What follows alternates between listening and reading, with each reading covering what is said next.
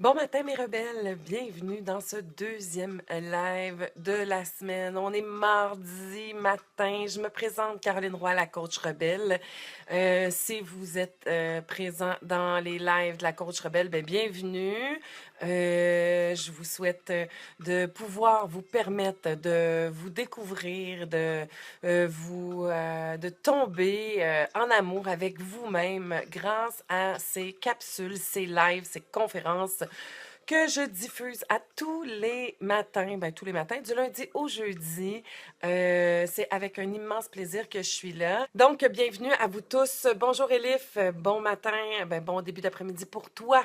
Donc, on poursuit. Hier, on a commencé à regarder. J'ai mixé deux choses parce que je vous ai parlé de la position, des positions de vie. Et je vous parle aussi de sauveur, persécuteur, victime. Pourquoi je les ai mis ensemble? Parce que je trouve qu'ils s'entrecroisent. Et hier, j'ai abordé en tout début de coaching les positions de vie. Je suis OK, tu es OK. C'est ce qu'on vise. OK? Je ne suis pas OK, tu es OK. On va voir ça aujourd'hui parce que c'est plus la victime qui est dans ça.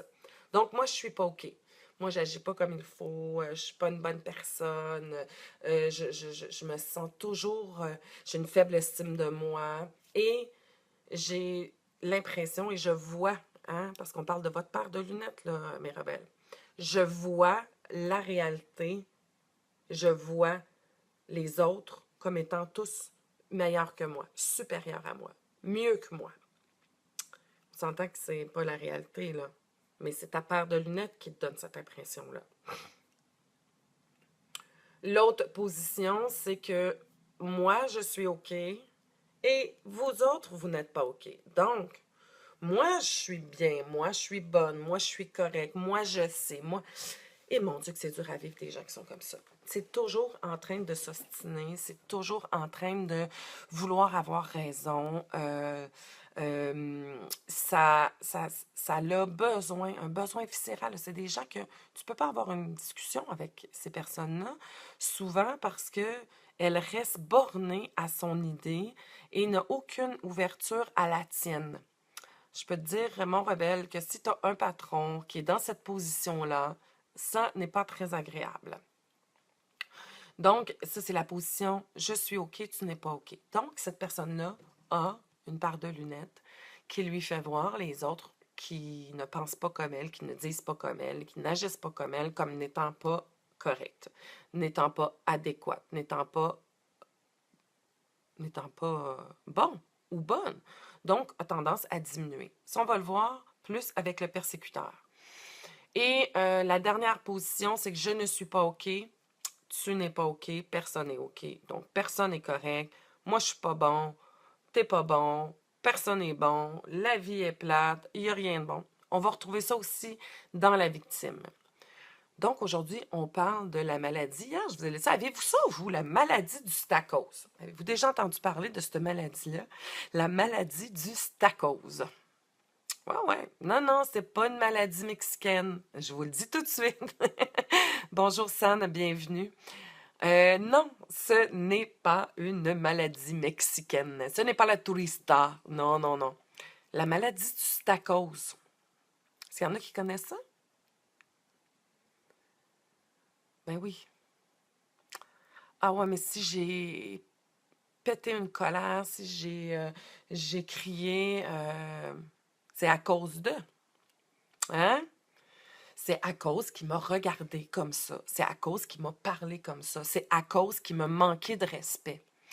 Si je suis malheureuse, c'est à cause que mon conjoint n'est pas adéquat avec moi. Si je suis déprimée, c'est que mon patron abuse de moi. Si je suis en burn-out, c'est à cause qu'on exige trop de moi-même. Si je suis aussi, si j'ai des problèmes dans ma vie, c'est à cause que j'ai pas eu des parents affectueux, tendres et reconnaissants. C'est à cause. La victime est beaucoup dans ça. Elle se déresponsabilise. Elle ne prend pas la responsabilité de sa vie. Donc, c'est à cause de toujours quelque chose à l'extérieur d'elle. Bonjour Laurence. C'est jamais elle. C'est jamais de sa faute. C'est toujours la faute de ce qui l'entoure, ce qui est autour d'elle. Stacose. La maladie du stacose. La victime, quand on parle du triangle sauveur, persécuteur, victime, va attirer à elle des sauveurs ou des persécuteurs. Tout dépendant de la dynamique. Tout dépendant de comment elle va agir. Le persécuteur va lui permettre de continuer à se victimiser. Donc, pour toutes les madames ou les messieurs qui écoutent et qui... parce qu'il y a un nouveau mot là, qu'on voit circuler de plus en plus, pervers narcissique. Donc, si toi, là, qui m'écoutes, tu as tendance à attirer ça, des pervers narcissiques, et ces méchantes bêtes, hein, cette catégorie de personnes. Je trouve tellement que ce mot-là, j'ai l'impression, quand je dis ça, pervers narcissique, je vois comme un genre de bébite verte avec des tentacules, là, tu sais, puis... donc, si toi, tu en veux aux pervers narcissiques, parce que c'est eux les méchants. Mais dis-toi que probablement que tu agis beaucoup en victime. Parce qu'un pervers narcissique va avoir tendance à persécuter. Donc, il va te faire sentir toujours pas correct. Mais à la base, tu as attiré ça de ton attitude. Lorsqu'on a une attitude victimisante, dans nos paroles, dans notre façon d'agir, on va attirer et on va se retrouver avec quelqu'un qui fait ça, qui nous persécute, pour continuer à se victimiser. Et oui. Quand on est dans la victime, on est aussi également dans la non-responsabilisation, bien évidemment. Et lorsque on ne se responsabilise pas, on ne peut pas passer à l'action. Mais non, je ne peux pas changer, ce n'est pas de ma faute. Moi, j'en ai pas de problème. C'est les gens autour de moi qui ont des problèmes. C'est les gens autour de moi qui ne sont pas corrects. Moi, je suis une bonne personne. Donc, lorsque tu es dans cette attitude-là, comment tu veux changer? Parce que c'est pas de ta faute. Si j'avais un environnement qui était mieux, si j'avais un conjoint qui était mieux, si les hommes ou les femmes étaient mieux, si mon patron était plus adéquat, si j'avais de l'argent, si j'avais si. Là, tu es dans ça. Et quand tu es dans ça, c'est pas toi qui peux changer la situation.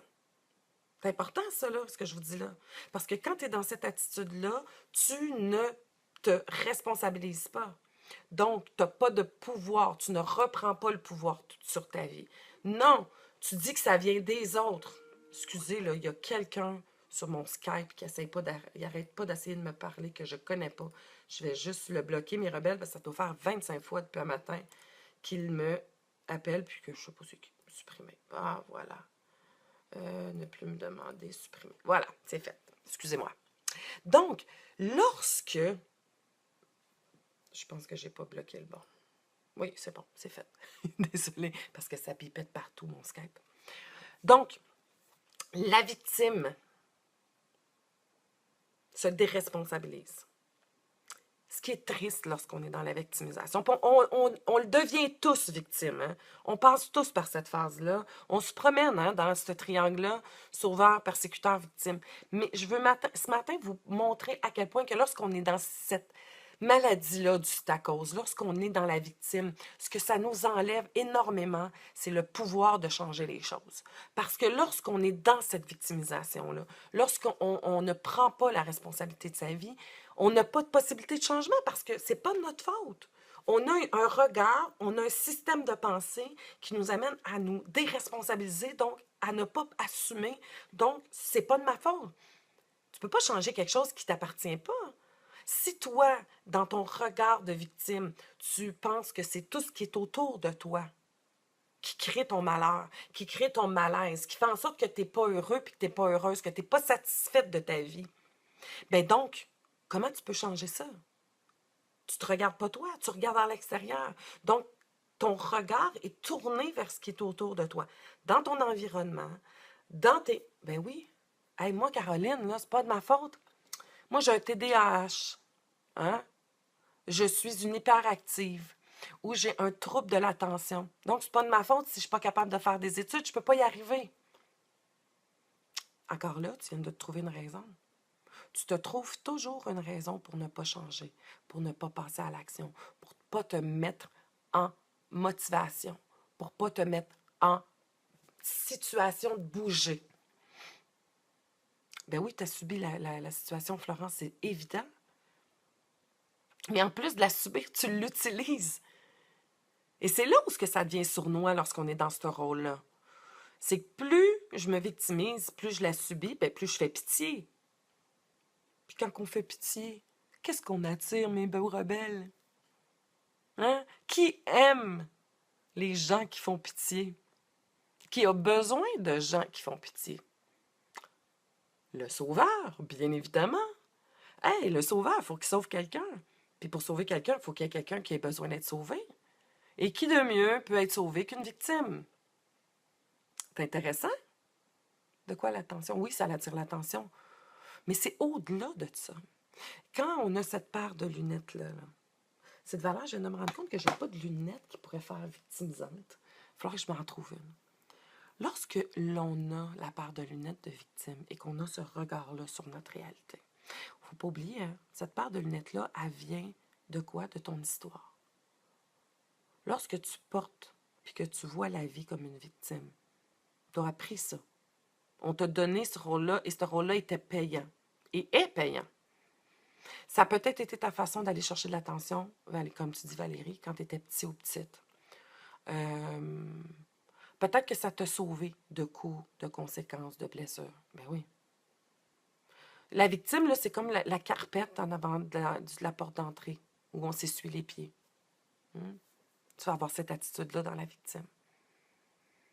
Puis quand quelqu'un est à terre, la majorité des êtres humains, on ne va pas frapper dessus. Hein? On va essayer de l'aider. Ou on va être plus douce avec cette personne-là. Hey, elle fait donc pitié. Hey, je peux pas aller en plus lui dire ça. Pauvre petite, pauvre petit. Ah, regarde-les. Ah non, non, je peux pas en plus. Lui dire que ça n'a pas de bon sens. Donc, la victime se sauve souvent de conséquences avec cette attitude-là et ces comportements-là. C'est payant d'être victime, je vous le dis. L'avez-vous déjà essayé? Moi, je l'ai déjà essayé. Bonjour, Céline. Ah oui. Parce qu'on le sait, on se promène, hein? On se promène dans ce cycle-là. On tourne là-dedans. Tu essaies de sauver la personne en avant de toi. Tu as cette attitude de sauveur-là. Regardez vos relations. Regardez vos relations de couple. On a parlé de ça, les relations amoureuses, il n'y a pas si longtemps. Et lorsqu'on parlait des relations amoureuses, on se promène dans ça. Hein? Un sauveur va se retrouver pratiquement très souvent avec une victime qui va devenir un persécuteur. Une victime va souvent se retrouver avec un sauveur. Et la victime va devenir parfois persécuteur. Le persécuteur va se retrouver souvent avec une victime. Et il va passer de la persécuteur aux victimes. On se promène, hein? On se promène dans tous ces rôles-là. Puis souvent, on les passe les trois. Donc, si tu as une tendance plus forte, mettons, à sauver, fait que tu vas te ramasser avec quelqu'un qui est victimisant. Tu vas sauver la personne qui se victimise. Ça fait pitié, puis tu veux l'aider, puis tu vas être en couple avec cette personne-là, puis tu vas la trouver sensible parce que la victime, c'est un être sensible. C'est un être qui vit ses émotions, qui parle de ses émotions, parce qu'on a tous, hein, lorsqu'on développe une partie, une façon d'être puis d'agir, il y a des comportements qui sont super bons. Là. Le sauveur a une capacité d'aidant, il a une capacité d'écoute, la victime va avoir une sensibilité, va être in touch avec ses émotions, va être capable d'exprimer les choses. Donc, c'est ça qui fait, hein, lorsque le sauveur va voir la victime, va trouver ça attirant, peut-être séduisant aussi, de trouver, puis je parle comme femme, là, quand je rencontrais un homme, puis de voir cette personne-là qui était sensible, cette sensibilité-là. Et moi, sauveuse, ben, j'avais besoin d'avoir quelqu'un à sauver. Donc, souvent, je me retrouvais avec des victimes qui avaient besoin d'aide, qui avaient besoin d'écoute, qui avaient besoin de ma force, parce que comme sauveur, hein, superwoman que j'étais, donc besoin de tomber avec quelqu'un qui se victimisait et d'avoir quelqu'un à sauver. Par contre, lorsque cette personne-là, je la voyais pas qui se mettait en action. que j'essayais puis que j'essayais, ben moi, ça ne m'était pas me valoriser. Parce que quoi de pire pour un sauveur que de sauver quelqu'un qui ne se sauve pas? Hein, ça devient frustrant, là, parce que moi, j'ai besoin de me valoriser. Donc, j'ai d'avoir l'impression que la personne en avant de moi, c'est efficace ce que je fais avec elle. Tu sais, je la sauve, mais elle ne fait rien. Parce que la majorité du temps, une victime va rester puis va toujours se trouver une raison pour rester dans la victime. Donc, je peux tomber persécutrice à ce moment-là. Donc, je persécute parce que je veux que la personne se bouge. Si la personne ne se bouge pas encore, ben, je vais retomber peut-être dans le sauveur, mais là, je vais sûrement tomber dans la victime. Après tout ce que je fais pour toi, pourquoi tu fais rien? Ma vie est épouvantable depuis que tu es là. Tout est de ta faute. Si tu ferais quelque chose, notre vie serait beaucoup mieux. Hein? On se promène dans les trois. Fait que souvent, la victime va se promener puis va changer de truc.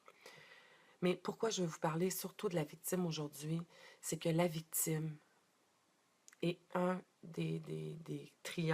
des positions dans le triangle qui t'amène à tellement perdre le pouvoir que tu as sur toi. Et lorsque tu as cette paire de lunettes-là, mon rebelle, change-la, là. Change cette paire de lunettes-là parce que tu ne te bougeras pas. Tu ne passeras pas à l'action. Le persécuteur est aussi victime car ce n'est jamais de sa faute. Oui, dans un sens, mais c'est son discours qui va être différent, Marjolaine. Hein? La victime va s'apitoyer sur son sort. Le persécuteur va accuser l'autre. Donc, va persécuter, va écraser, va être plus dans l'agressivité. La victime va être plus dans l'apitoiement, va faire plus pitié parce qu'elle ne veut pas en plus qu'on la persécute. Je vous disais aussi hier que ces rôles-là, vous les avez souvent achetés quand vous étiez petit. Vous les avez développés quand vous étiez petit. Parce que quand je parle de la victime va avoir tendance lorsque petit, à se sauver des coups ou des conséquences ou de la froideur ou de la dureté d'un parent en agissant en victime. Soit que à l'école, ça va être aussi, va y avoir moins de gens qui vont la persécuter lorsqu'elle est victime. Mais ce qu'elle ne se rend pas compte, la victime, c'est que plus qu'elle est là-dedans, plus elle attire des gens qui vont la persécuter ou vont vouloir la sauver. Et on entretient. Et c'est là où je veux vous amener. Pourquoi? Allô, j'entends pas. Ah, je sais pas. Oui, sûrement, parce que toutes les autres ont de l'air à entendre, Gina. Donc, lorsque tu es dans un de ces cadrans-là, dans ces positions-là, surtout la victime, la paire de lunettes de victime te fait perdre complètement tous les pouvoirs. Tu es dans le déni, tu joues dans l'autruche, et tu sens. Et oui, il y a une basse estime à la longue. Hein. Lorsque tu es victime puis que tu t'attires un persécuteur, donc tu as quelqu'un autour de toi qui te rentre dedans, qui t'écrase, qui te traite de nom, qui te fait sentir pas correct. Puis souvent, là, c'est le cas, hein, quand on est tout petit, on a ça. On a ce discours-là aussi. Puis par la suite, ce discours-là, hein, cette paire de lunettes-là, cette position-là, tu viens que toi-même à te dire ces choses-là. Donc, quel discours? Comment tu te parles? Quelles sont les sortes de pensées que tu as dans ta tête qui t'amènent à te victimiser? Parce que pour sortir de ça, hein, n'oubliez pas, pour être capable de sortir de n'importe quel rôle, de n'importe quelle situation, il faut que tu en prennes conscience. Donc, il faut que tu sortes de toi et que tu te regardes aller. Est-ce que moi, j'ai tendance? Et je vous le dis tout de suite, on n'aime pas ça, se voir comme victime. C'est souvent la position dans laquelle on aime le moins être. On ne veut pas se voir dans ça. On n'aime pas être une victime. Souvent, on a une tendance à trouver ça dégradant. On n'aime pas faire pitié. Hein? C'est quoi le moyen d'éloigner un persécuteur dans ce cas? Ben, d'arrêter de jouer à la victime. Hein? Si toi, tu es une victime, ben, c'est sûr que tu vas attirer un persécuteur. Donc, remonte ton estime de toi. Sors de ce triangle-là, sors de ce type de relation-là. Et lorsque toi, tu vas reprendre position, est-ce que tu mérites d'être persécuté? Parce que c'est toute une attitude lorsque tu es dans la victime. Hein? Tout ton corps, la personne se tient en victime, parle en victime, s'apitoie. Moi, j'ai pas la même façon de parler, puis j'ai pas le même discours lorsque je suis dans mon rôle de persécuteur, sauveur ou de victime. Victime, ça va être ah, ça marche pas. Puis j'arrive, c'est comme ça que je suis ah. La vie, c'est donc ben de la merde. Voyons donc, pourquoi c'est pas. Puis j'ai toute la position qui vient avec, la forme des yeux, mon visage. Je suis dans la victime. Tout fait victime. Ma façon de marcher, la victime va se traîner les pieds, la victime aura pas tendance à avoir de l'énergie, va soupirer. Donc, quand tu es dans cette attitude-là, ben, tu vas attirer le type de personne qui vient avec. Tu vas avoir la larme à l'œil. Céline, est-ce qu'on peut être persécuteur sans nécessairement rencontrer des victimes?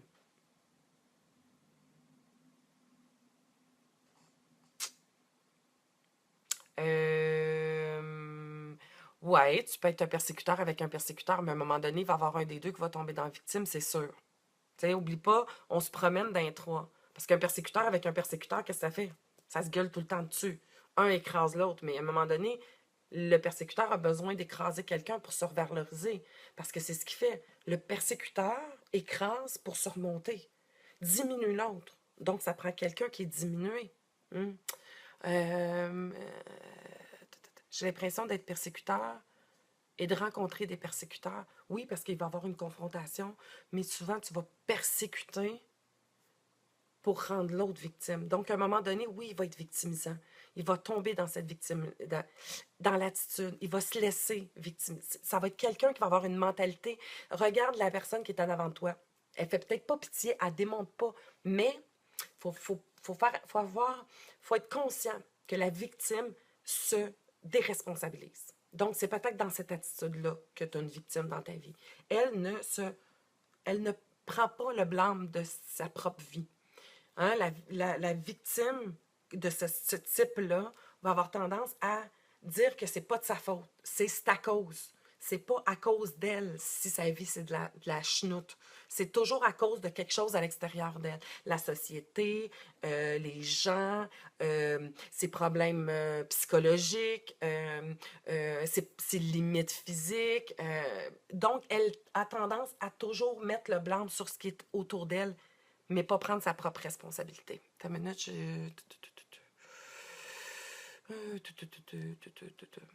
Si on se promène d'un à l'autre, est-ce que ça veut dire qu'on ne s'en sort jamais? Non, pas vraiment. C'est une position. Hein? Et la façon qu'on se sort faut juste... L'objectif, c'est pas tant de s'en sortir, mais d'être de moins en moins et de voir quand on est dans ça. Et lorsqu'on est dans la victime, quand tu as un discours où ce que tu te déresponsabilises, il faut juste que tu sois conscient que quand tu es dans ce schéma de pensée-là, qu'est-ce que ça dit? Puis qu'est-ce que ça crée? C'est que tu ne te mettras pas en action. Tu veux changer, mais tu as peur du changement. Tu aimerais que ta vie soit différente, mais en ayant ce discours-là, tu t'empêches de changer. C'est comme ça que je veux que tu le vois aussi, mon rebelle. Je veux que tu vois ce matin que lorsque tu as ce système, je veux que tu prennes conscience que peut-être que tu as ce système de pensée-là et que c'est à cause de ce programme de victimisation-là que ta vie est insatisfaisante aujourd'hui, que ta vie a ce résultat-là. Hein, il y a une formule que je vous enseigne depuis le début. E plus R égale R. L'événement plus ma réaction crée le résultat dans ma vie. Tu n'as pas de pouvoir sur ce qui est à l'extérieur de toi et tu n'en auras jamais. Donc, si le résultat de ta vie présentement n'est pas satisfaisant, la seule place où tu as du pouvoir, c'est sur toi-même. Donc, apprendre à connaître. Hein? C'est à ça que ça sert de voir dans quelle position je suis, comment j'agis, puis qu'est-ce que ça donne quand j'agis de cette façon-là. Quand tu agis comme victime, est-ce que ça donne le résultat que tu veux? Attendez, je vais aller vous lire, là, vous m'écrivez, puis... Céline, mais comment on fait? On fait quoi pour se sortir de ce triangle-là? Tu te regardes et tu vas voir qu'est-ce que ça nourrit. Pourquoi je persécute? Ben, parce que j'ai pas d'estime. Pourquoi je me victimise? C'est pas parce que j'ai de l'estime. Hein? Parce que j'ai des gains. C'est quoi le gain à être comme ça? Comment on fait pour sortir de tout ça? Ben, de t'aimer. De te voir aller. Plus tu es conscient. Ça se fait pas comme ça. J'aimerais ça vous donner un truc magique, mes rebelles. Il n'y en a pas. Plus tu vas te voir aller, plus tu vas te regarder, plus tu vas t'accueillir en étant comme ça, plus ça va changer. Florence, il faut une sacrée volonté, je pense. Non, il faut une écœurantite aiguë. Moi, je pense que la volonté, oui, elle est là, mais il faut surtout être vraiment pas bien dans notre vie. La souffrance, c'est la souffrance qui crée le changement. Il y a des degrés dans les victimes, je crois, Katché connaît, qui sont sûrement au premier degré, quand c'est perpétuel, et d'autres situationnels. Oui, Annie. Ah, ça c'est moi. Toujours peur d'avoir peur. Oui. L'autre. Car je connais, désolé, oui, oui, oui, on connaît des gens, mais il faut faire attention. Il y a la victime qui fait pitié, la victime qui se déresponsabilise. Et c'est de cette victime-là, surtout. Oui, tu peux être dans la je fais pitié, mais tu peux être surtout dans la je me déresponsabilise. Quand je me responsabilise pas, je m'empêche de passer à l'action. Et à ce moment-là, ben, c'est pas possible de changer. Et lorsque c'est pas possible de changer, ben, on continue à rester dans ça. Hein? Et là, lorsqu'on se victimise, on se déresponsabilise, ben, il faut changer ce système de pensée-là. Et pour changer ce système de pensée-là, il faut juste en prendre conscience. La première des choses, c'est prendre conscience que tu es dans ça. Et pourquoi tu es dans ça? Ben, parce que tu as des gains. Tu vas chercher quoi? Tu vas remplir ton vide. Tu vas chercher de l'amour, tu vas chercher de la reconnaissance, tu vas chercher de la valorisation, hein? Tu vas chercher quelque chose. De l'attention. À la base, c'est toujours ces blessures-là qui sont là, qui fait qu'on a ces comportements-là. Éléphant. C'est dur d'accepter que tu as toute peur dès que nous, on est tellement habitués à accuser les autres. Ben oui, les événements, c'est plus facile à court terme. Mais à long terme, t'auras beau changer. Change de chum, change de job, change d'environnement. Tu vas te retrouver toujours à être insatisfait. Et c'est là où, quand tu es dans l'insatisfaction, tu n'es pas heureux. Quand tu n'es pas heureux, ben, c'est plate de vivre comme ça. Donc, si je reviens à la formule E plus R égale R, qu'est-ce que tu veux dans ta vie? Pose-toi la question, peut être importante, puis ça, je te ramène souvent à ça, mon rebelle. Qu'est-ce que tu veux vivre dans la vie? Tu veux être bien? Peut-être que toi, tu veux continuer à être une victime parce que c'est payant. Fais-le! On a le choix de continuer à être comme on est. Ce matin, je t'envoie, c'est pourquoi que je fais les lives? Ben, c'est pour ça. Hein, tu as envie, peut-être que tu es malheureux, tu es tanné d'être malheureux, tu es tanné d'être là-dedans, tu as envie que ça change. Bien, si tu as envie que ça change, je te dis probablement que tu es dans une de ces positions-là. Puis lorsque tu es là-dedans, bien, ça ne t'amène pas du bien-être. Ça t'en amène à court terme, mais pas sur du long terme. Ça te donne une explication, c'est pourquoi que tu te retrouves toujours avec des gens autour de toi qui sont de ce type-là. C'est pas les autres le problème, c'est la façon, puis c'est pas nécessairement qu'ils sont un problème, mais arrête d'accuser ce qui t'entoure, puis regarde-toi, toi. Sors de cette victimisation-là. Reprends le pouvoir sur ta vie. Parce que lorsque tu as ta paire de lunettes de victime, ça ne avancera pas nulle part. Ça ne changera pas la vie, là. Puis c'est pas l'extérieur à toi le problème. C'est ta façon de voir cette réalité-là qui fait que tu es malheureux. Quand ça ne fonctionne plus, c'est là qu'on prend conscience et qu'on change. Oui, la souffrance. C'est la souffrance qui amène le changement. Aujourd'hui, tu m'as permis d'en prendre conscience. Je vais pouvoir avancer. Ben oui, Florence. Plus tu prends conscience de qui tu es, plus tu as une possibilité de changement. Tu ne peux pas changer quelque chose que tu ne sais pas que tu as. On est conscient de comment on agit à peu près à 10%. C'est difficile de changer si on n'est pas conscient. Plus on augmente notre niveau de conscience, plus c'est possible de changer. Mais faites attention de prendre conscience de comment on agit. Tombez pas dans le tapage sur la tête, puis dans l'apitoiement, puis dans la victimisation. Non. Ah, ben, gardons. Ben, j'ai ça, moi. Ben oui, ça me ressemble. Ben oui, j'ai tendance à faire ça. À me victimiser, à me taper sa tête. J'ai tendance à faire ça, moi. Ben oui. Ah, pourquoi je fais ça? Ah, ben oui, parce que quand je suis comme ça, ben, j'attire ça. J'obtiens de l'attention, j'obtiens de l'amour, j'obtiens de la reconnaissance. OK. Comment je peux faire autrement pour répondre à la question de quelqu'un tantôt? Comment je peux me donner de l'attention? Comment je peux m'aimer? Comment je peux me reconnaître autrement qu'en agissant de cette façon-là? On revient à une chose, mes rebelles. L'enfant. la petite fille et le petit garçon qui est à l'intérieur de toi. Cette partie-là à l'intérieur de toi qui te permet de t'aimer, qui est blessée. Quand tu es dans la victime, quand tu es dans le persécuteur, puis quand tu es dans le sauveur, c'est que tu demandes à l'autre autour de toi de venir faire la job à ta place. Encore une fois. Hein, tu as développé un comportement qui te permet de venir remplir ce vide-là. On repart toujours de là.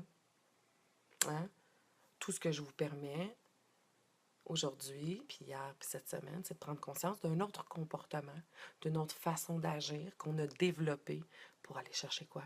De l'amour, de la reconnaissance, de l'attention, d'appartenir à un groupe.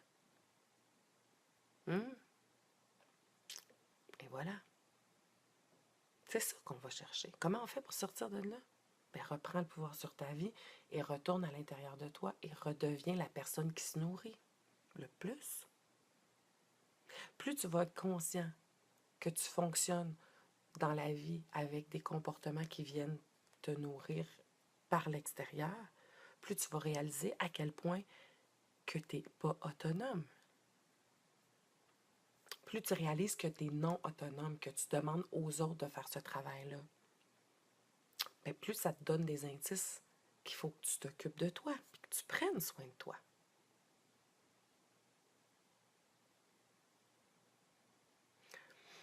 Bien, je suis en train de lire, excusez, je vais juste lire Annie. Oui, c'est de passer à l'action qui est difficile, consciente, mais j'étais bloquée. Donc maintenant, il faut trouver ce qui me retient là-dedans. Oui, c'est quoi le gain? C'est payant pourquoi? Martine, y a-t-il un livre? Sûrement. Je te dirais de taper sur Google le triangle de Karpman ou Sauveur, persécuteur, victime. Tu vas trouver des liens. Mais ce qui va t'aider, c'est de prendre conscience. Et ce que tu devrais, quand tu prends conscience que tu t'aimes pas suffisamment et que tu ne te donnes pas assez d'amour, c'est de retrouver comment ça tu t'aimes pas. Pourquoi toi, tu as besoin des autres pour te valoriser? Pourquoi toi, tu as besoin des autres pour te sécuriser? Pourquoi toi, tu as besoin de ton environnement pour te venir te donner de la valeur? Ça part de l'histoire de soi. Ça part de ton bagage. Ça part de ta paire de lunettes qui est distorsionnée. Donc, il faut que tu réajustes ça. Lire un livre va te permettre de passer puis faire des actions. Tu peux aller chercher de l'aide aussi, d'aller voir autour de toi puis d'aller chercher des gens qui vont te permettre de changer cette paire de lunettes-là. Moi, je trouve ça difficile quand je m'isole trop. Je préfère être seule pour guérir. Oui, parce qu'on n'aime pas ça peut-être, Marie, se montrer vulnérable. J'avance ça comme ça. Le négativiste l'emporte. Oui, oui, oui, oui, oui, oui. Oui, ben oui, on va avoir tendance à être plus dans un que dans l'autre. Tout à fait, Céline. Hein? Lorsqu'on est, quand on a un masque de contrôlant, on est souvent plus persécuteur ou sauveur. Parce que quand on aime contrôler, donc c'est plus facile de contrôler une victime. Et lorsqu'on persécute, on a l'impression qu'on contrôle. Tout à fait. Oui, ça rentre dans ça. Ça fait partie des comportements des blessures qu'il peut avoir d'une famille à l'autre. Souvent, la blessure de l'abandon, le fuyant, va être beaucoup dans la victime. Donc, on se promène dans ça. Oui, tout à fait, Céline, ça a le rapport. Donc, voilà. Exercice aujourd'hui. Qu'est-ce que tu peux faire? Bon, on a toute la job, ma belle Céline. Mais à la base, si je vous demandais aujourd'hui, est-ce que vous pouvez poser un geste ou une action, est-ce que vous allez vous montrer de l'amour? Comment on peut faire? Puis fais attention parce que, tu sais, quand on se dit ça, là, puis je prends Céline à l'envol, oubliez jamais que tout ce que vous vous dites, votre cerveau le donne.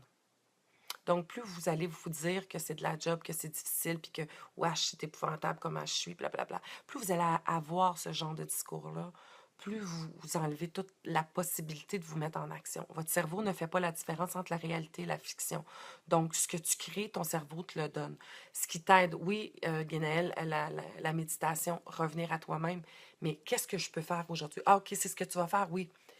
Comment je peux prendre soin de cette blessure-là?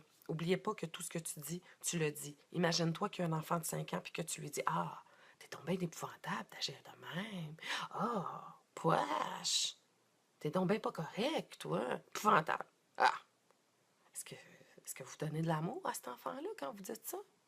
Ben non. Revenez à ça. N'oubliez pas que lorsque tu te parles, tu parles à l'enfant qui est à l'intérieur de toi et tu es en train de lui dire qu'elle n'est pas correcte ou qu'elle n'est pas adéquate. Non, non, accueille. Ah, je suis comme ça. OK. Quand tu te rends compte que tu manques d'amour de toi-même, c'est-tu en te disant que tu es épouvantable que tu vas augmenter ton amour de toi-même? C'est-tu en te dévalorisant, en te persécutant, en ayant un discours comme ça que tu vas te démontrer de l'amour? Ben non. Encourage-toi. Aime-toi. Accueille-toi. Sois tolérant. Hein? Accueille amour. C'est comme ça qu'on guérit les blessures, mes rebelles.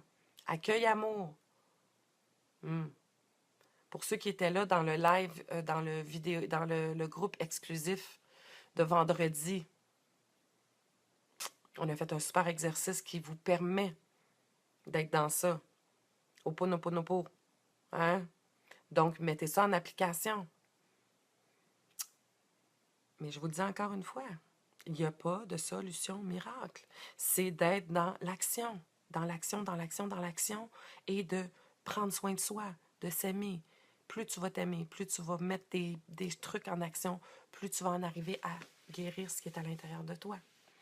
Je vous embrasse et je vous souhaite à tous une excellente journée. Je vous invite à partager mes rebelles.